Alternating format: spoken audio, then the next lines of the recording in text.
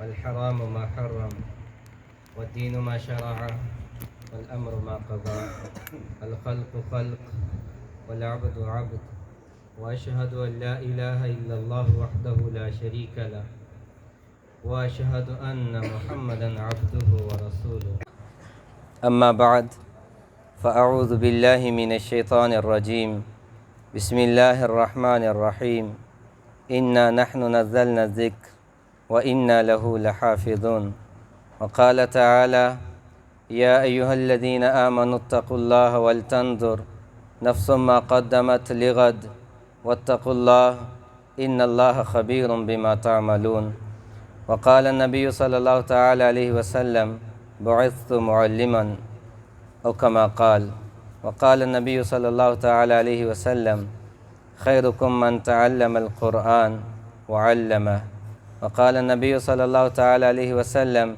أيها الناس إني قد تركت فيكم ما إن اعتصمتم به لن تضلوا أبدا كتاب الله وسنة نبيه صلى الله عليه وسلم اللهم صل على محمد وعلى آل سيدنا ومولانا محمد وبارك وسلم بلغ العلا بكماله كشف الدجى بجماله حسنت جميع خصاله صلو علیہ وآلہ۔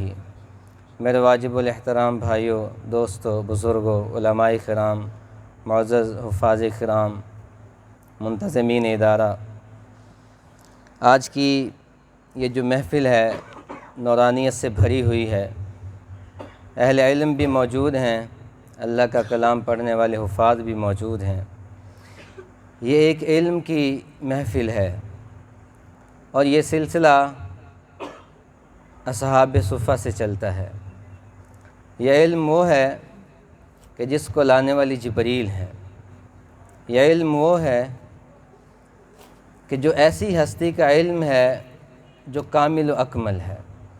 ان ربکم اللہ الذی خلق السماوات والارض فی ستۃ ایام ثم استوى علی العرش یغشی اللیل النہار یطلبہ حثیثا والشمس والقمر۔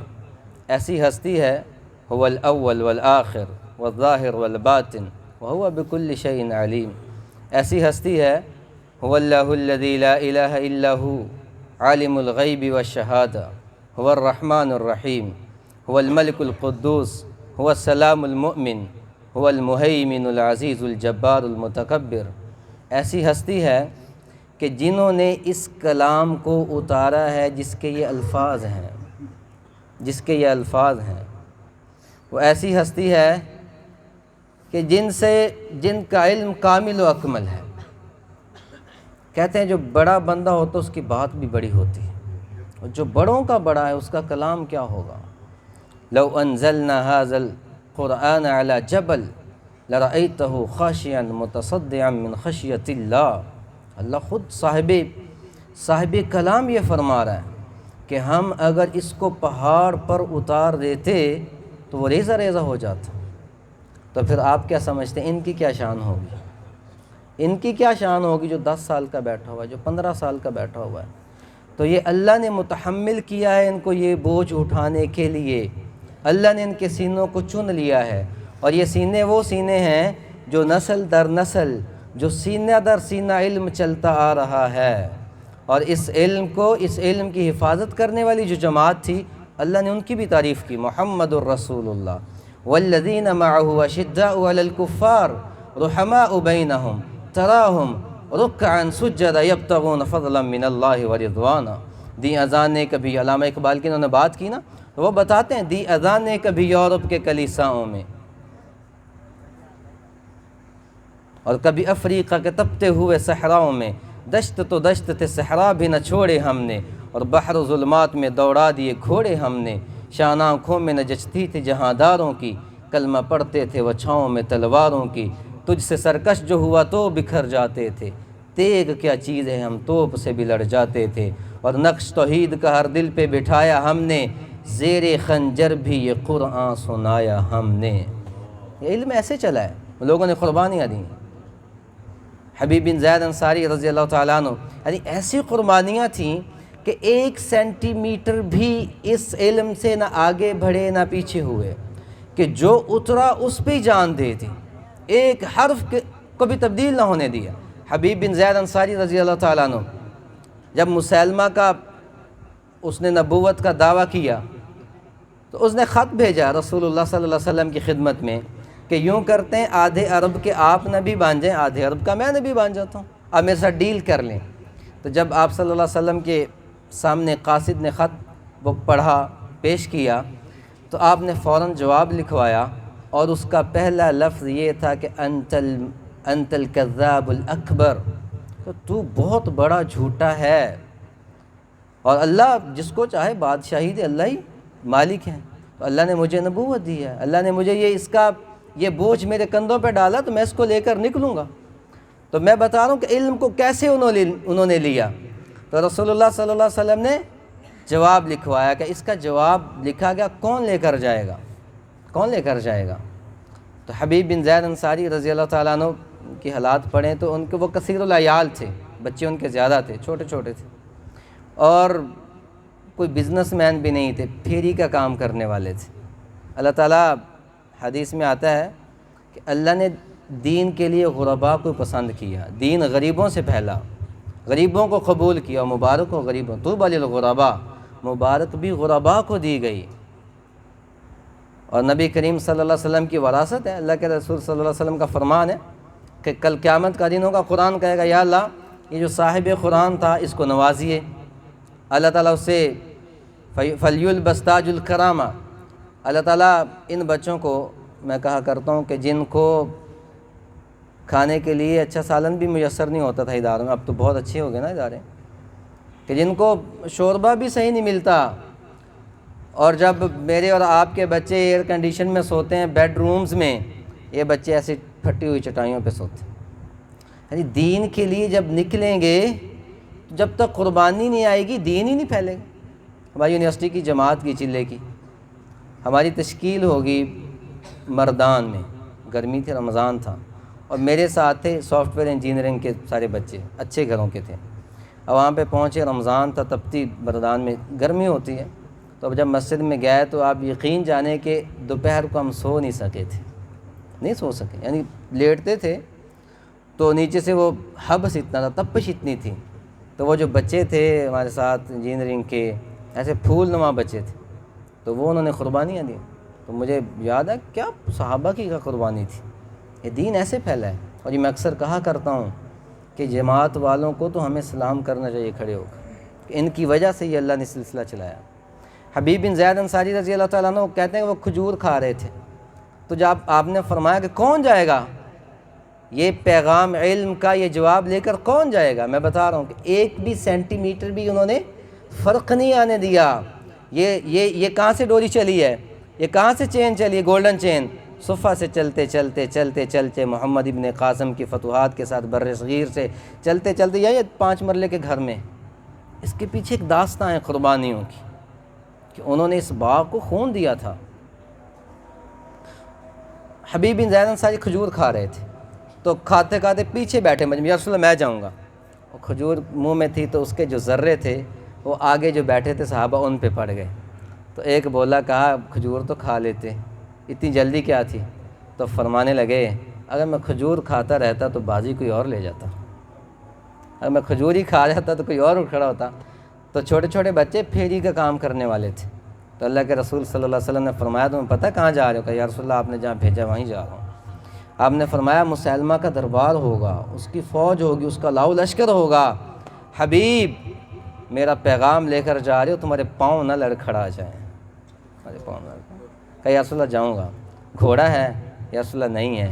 نیزہ ہے؟ یا رسول اللہ نہیں ہے، کچھ بھی نہیں ہے۔ میرے نبی نے اپنا گھوڑا پیش کیا، یہ ہے علم کے لیے جو نکلتے، میرے نبی نے اپنا نیزہ دیا، کہا زید، کمر پہ ہاتھ رکھ، کہا زید جاؤ۔ جب نکلنے لگے تو کہا جاتا ہے کہ یوں نکلے تھے جیسے کوئی بہت بڑا کمانڈر جا رہا ہے۔ تھے کون؟ بہت بڑے مجاہد نہیں تھے، مجاہد کے صفحہ میں ان کا نام نہیں آتا۔ اب پہنچتے ہیں، مختصر کرتا ہوں، مسیلمہ کا دربار لگا ہوا ہے، انہیں پتہ چلا قاصد آ گیا مکہ سے، مدینہ سے، محمد رسول اللہ صلی اللہ علیہ وسلم کے غلام آ گئے، قاصد آ گئے، اور اس شان سے جاتے تھے کہ مرعوب نہیں ہوتے تھے، متاثر نہیں ہوتے تھے چیزوں سے۔ جو اللہ والا ہوتا ہے، جو حق پہ ہوتا ہے، وہ چیزوں کو دیکھ کر متاثر نہیں ہوتا. وہ بہت بڑی بڑی بلڈنگز کو دیکھ کے متاثر نہیں ہوتا کہ مفتی ظفر صاحب تو یہ ٹوٹے ہوئے گھر میں بیٹھے ہوئے ہیں. قرآن تو پھٹی چٹائیاں بھی نہیں تھیں، پتھروں سے اٹھا تھا. عزت بھی ایسی ملتی ہے. تو جب مسیلمہ کے دربار میں پہنچے تو کیا میں اس کا نقشہ کھینچوں کہ 80,000 فوج اس کے دربار میں ہوتی تھی. باطل ہمیشہ وہ بڑھ کے ہی آتا ہے لیکن دب جاتا ہے. حق والے کم ہی ہوتے ہیں لیکن اللہ سرخرو کرتا ہے. 313 نے 1000 کو کیسے توڑا تھا، یا 3,000 موتا میں اور 1,00,000 کے مقابلے میں کیسے کھڑے ہوئے تھے. یا حبذا الجنت واخترابها طیبۃ بارد وشرابها والروم قددنا عذابها اللقیتها غرابها. حضرت جعفر طیار آپ کے بھائی جب میدان میں اترے موتا کے، حبشہ سے ہجرت کر کے خیبر میں پہنچے، رسول اللہ کے ساتھ مدینہ میں کہ چند دن گزارے تھے. 28 برس کی عمر، بیوی 22 برس کی، 3 بیٹے اون محمد عبداللہ، اور موتا کے میدان پہ بھیج دیا رسول اللہ نے. یہ علم کا سلسلہ تھا. تو کا زید کمانڈر ہوں گے، وہ شہید ہوئے. تو حضرت جعفر طیار کی جب باری کہ اب یہ میدان میں اتریں گے، جب یہ میدان میں اترے تو دل میں خیال آیا کہ پہلے تو حبشہ میں گزر گئی زندگی، پھر چھوٹے چھوٹے چاند جیسے سید خاندان حضرت علی کے جو بھتیجے کتنے خوبصورت ہوں گے، عون عبداللہ محمد، 2 بیٹے کربلا میں کٹے ان کے. تو جب میدان میں اترے گھوڑے پہ تو دل میں خیال آیا کہ بیوی کی محبت، بیٹوں کی محبت. تو ایک دم گھوڑے سے چھلانگ نیچے لگا دی اور نیچے لگا اتر کے گھوڑے کی ٹانگیں کاٹ دیں کہ کہیں میرا دل مجھے گھوڑے پہ واپس جانے پہ مجبور نہ کر دے. وہ ذریعہ ہی ختم کر دیا. آہ نہ کر لبوں کو سی، عشق ہے دل لگی نہیں، سینے پہ تیر کھائے جا، آگے قدم بڑھائے جا، یعنی زبان حال سے کہہ دے کہ ہاں ستائے جا. ادھر آ ستم گر ہنر آزمائیں تو تیر آزما ہم جگر آزما. جگر کی پیاس ایسے نہیں. تو جب لڑے، پھر لڑتے لڑتے ایک بازو کٹ گیا. تو ایک کتاب میں لکھا ہے کہ ان کی زبان پہ تلاوت تھی ما کان محمد ابا احد من رجالکم ولکن رسول اللہ وخاتم النبیین. جب موت سامنے تو پھر بھی زبان پہ قرآن ہے. میرا نوجوان تو اب سوتا بھی فلمیں دیکھتے موبائل پہ، اٹھتا بھی تو موبائل ہی دیکھتے ہیں. آپ نے دیکھا مسجدوں میں پہلے لوگ قرآن پڑھا کرتے تھے، پہلی صف میں تپائیاں لگی ہوتی تھی، لوگ قرآن پڑھتے تھے رمضان میں. میں یونیورسٹی میں پڑھاتا ہوں. پچھلے دنوں گیلپ کا ایک سروے ہوا. گیلپ ایک کمپنی، ایک فاؤنڈیشن ہے، اس نے سروے کیا. حافظ طارق صاحب سروے کیا اور انہوں نے بتایا کہ پاکستان کے اندر 5% لوگ ہیں جو قرآن کو صحیح کنٹینٹ کے ساتھ پڑھ سکتے ہیں، حضرت صحیح تلفظ کے ساتھ پڑھ سکتے ہیں. اور اس 5% میں وہ بھی شامل ہیں جو مدارس کے علماء ہیں، جو مدارس پڑھائے جاتے ہیں، ان کو وہ بھی شامل. اب مدارس کو نکال دے تو آپ دیکھیں عوام الناس سول سوسائٹی کے جو لوگ ہیں تو 2% بچیں گے، جن کو جن کو دال اور ذا کا فرق ہے، جن کو سین اور سواد کا فرق ہے، وہ تو 2-3% بچتے ہیں. یہ اس دیس کا حال ہے کہ جس کی بنیاد لا الہ الا اللہ پر رکھی گئی تھی. میری نوجوان نسل تو اس طرف چلی گئی. وہ تو نہ درس قرآن میں بیٹھتے ہیں، نہ قرآن کے صحیح پڑھنے میں، نہ خطبے کو جمعے میں بیٹھتے ہیں. اس وقت آتے ہیں جب تو معذرت سے کمزوری تو ہماری ہے. اس کو فیشن سمجھ لیا گیا ہے کہ اس مسجد میں جائیں گے جہاں پہ جمعہ پہلے ہوتا ہے، اس مسجد میں جائیں گے جہاں پہ خطیب کا بیان ہی نہیں ہوتا جی، عربی خطبہ ہی ہوتا ہے بس. یہ دین سے بیزاری کی چیزیں ہیں.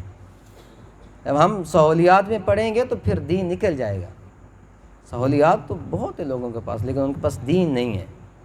اللہ کے رسول نے فرمایا تھا کہ وہ میں جو بات کر رہا تھا کہ اللہ تعالیٰ تاج کرامت کا پہنائیں گے. قرآن کا پھر کہے گا یا رب زد ہو، اللہ اسے اور پہنا، پھر اور پہنایا جائے گا. پھر اللہ کے رسول صلی اللہ علیہ وسلم نے فرمایا صحیح مسلم کی روایت کہ عالم دین کے لیے، قرآن صاحب قرآن کے لیے سمندر کی مچھلیاں تک وہ بھی استغفار کرتی ہیں، زمین و آسمان کے خلا کے اندر جو چیزیں اس کے لیے دعا کرتی ہیں. اور رسول اللہ صلی اللہ علیہ وسلم نے فرمایا کہ یہ میرے علم کے وارث ہیں.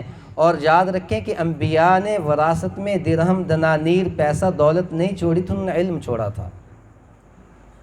تو وہ جب حضرت جعفر طیار موتا کے میدان میں اترے تو لڑتے لڑتے نا ایک بازو ان کا کٹ جاتا ہے. ایک ہاتھ میں جھنڈا ہوتا تھا علم، ایک ہاتھ سے تلوار لڑتی تھی. تو جھنڈے والا بازو دشمن نے کاٹنا چاہا کہ جھنڈا گرے گا تو شکست ہو جائے گی. تو ایک جھنڈے والا ہاتھ جب کٹا تو انہوں نے دوسرے ہاتھ میں جھنڈا لے لیا، دوسرے ہاتھ میں جھنڈا لے لیا، اور پھر تلوار تو چھوٹ گئی، آگے سے جو وار آتا تھا وہ جھنڈے سے روکتے تھے، لڑتے لڑتے وہ بازو بھی کٹ جاتا ہے۔ اور میرے نبی یہ منظر مسجد نبوی میں بیٹھ کر دیکھ رہے ہیں، اللہ نے دکھا دیا، پردے ہٹا دیے، اور آپ کی آنکھوں سے ٹپ ٹپ ٹپ ٹپ آنسو گرنے لگے،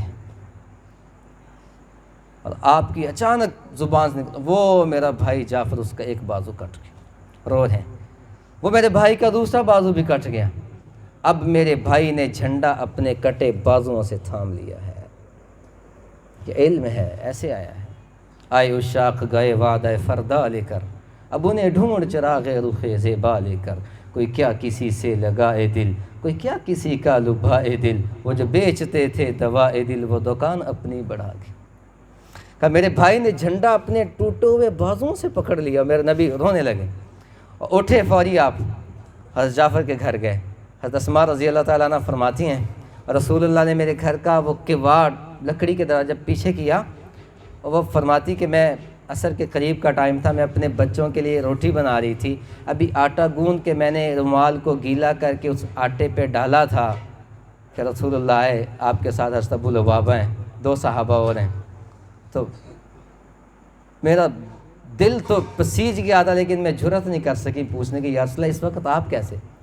جب آپ تشریف لائے آپ نے کہا اسماء جعفر کے بچے کدھر ہیں؟ جعفر کے بچے کدھر ہیں؟ بچے دوڑ کے آئے، اسماء کہتی ہیں ایک کو آپ نے اپنی ٹانگوں کے درمیان لے لیا، بیٹھ گیا، ایک کو دائیں بازو میں لیا، ایک کو بائیں بازو میں لیا، ایک کو سینے سے لگا لیا اور پیار کرنے لگے۔ میں نے پوچھا یا رسول اللہ جعفر کی خبر؟ آپ فرمانے لگے اسماء جعفر کو اللہ نے اپنے پاس بلا لیا، اور رونے لگے، پھوٹ پھوٹ کے رونے لگے۔ حضرت ابو لبابہ کہتے ہیں میں نے پوچھا یا رسول اللہ یہ رونا کیسا رونا ہے؟ آپ نے فرمایا ایک بھائی کا رونا ہے بھائی کے لیے۔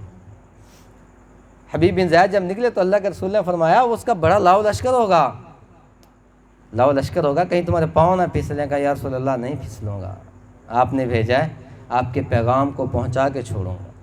تو مسلمہ کے کذاب کے دربار میں جب پہنچتے ہیں تو اس کے اس طرف بھی نیزے والے کھڑے ہیں، اس طرف بھی نیزہ باز کھڑے ہیں، درمیان میں اس کا تاج تخت لگا ہوا ہے۔ تو انہوں نے جا کر اس کے سیکرٹری کو، وہ جو ریڈر تھا، اس کو دیا خط کہ پڑھو۔ وہ جب پڑھنے لگا تو پہلا لفظ یہی تھا کہ انت کذاب الاکبر، تو بہت بڑا جھوٹا ہے۔ تو وہ نہ پڑھ سکا کہ میں اب اس کو کیسے سناؤں کہ یہ تو تمہاری توہین ہے۔ تو انہوں نے کہا جی مجھے سمجھ نہیں آ رہی، جو لے کر آیا وہی بتائے۔ تو انہوں نے بتایا جھجکتے کیوں؟ بتاؤ کہ میرے نبی نے یہ لکھا ہے کہ تو کائنات کا سب سے بڑا جھوٹا ہے۔ وہ طیش میں آ گیا، کہا تو یہ دیکھتا ہے کہ لاؤ لشکر تیری بوٹی بوٹی کر دوں گا۔ اور فرمانے لگے جب میں گھر سے نکلا تھا میرے چھوٹے چھوٹے بچے تھے، میری بوڑھی ماں تھی، میں نے تو مڑ کے اپنے معصوم بچوں کے چہرے کو نہیں دیکھا، اور تم کہتے ہو کہ میں تمہاری لاؤ لشکر سے ڈر جاؤں گا۔ میں ایک کفن ساتھ لے کر آیا ہوں، 1 سینٹی میٹر بھی اللہ کے نبی کے علم کو آگے پیچھے نہیں ہونے دیا۔ تو اس لیے بھی لمبی بات ہے۔